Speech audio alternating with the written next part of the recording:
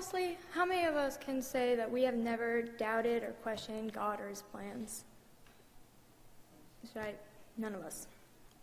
When life's going good, we often tend to forget about God, or we just don't think about praying every night or reading our Bible. But when things go bad, that's when we start questioning and what's going to happen in our lives, and when we turn around, and that's when we turn towards him most.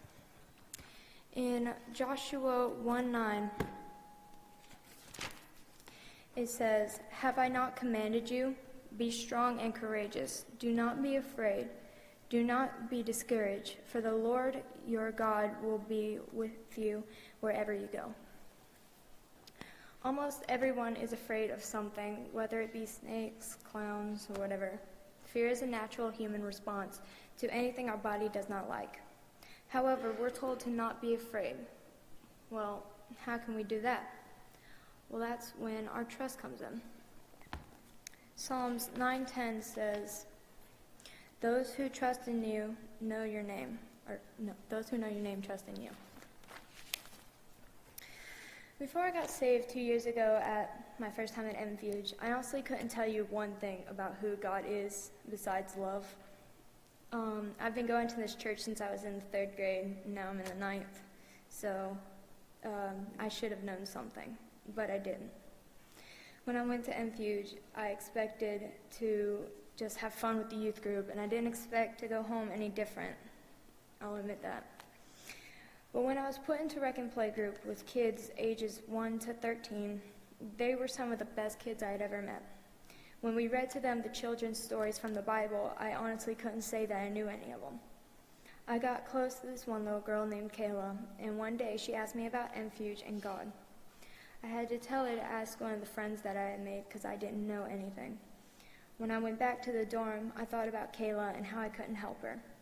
I thought about the fact that I had been going to church for 6 years, and this girl had been going every now and again with her grandmother, and I knew no more than her.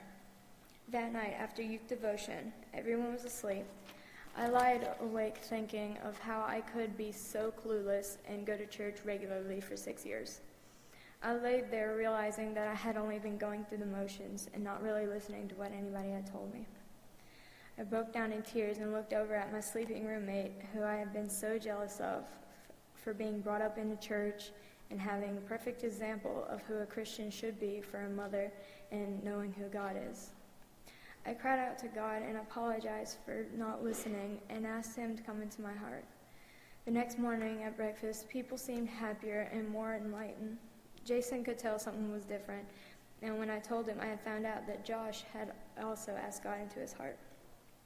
The last day was truly different, and going to church was less of a responsibility and more of a craving.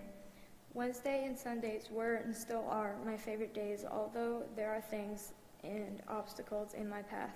I still come when I can, and I know that in all things, no matter what happens, God's got my back, my front, and he'll always be there when I fall. The rest of the verse says, "For you, Lord, have never forsaken those who seek you." I know that although I didn't pay attention in Sunday school or GA,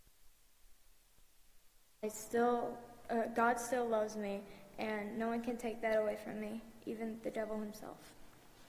Amen.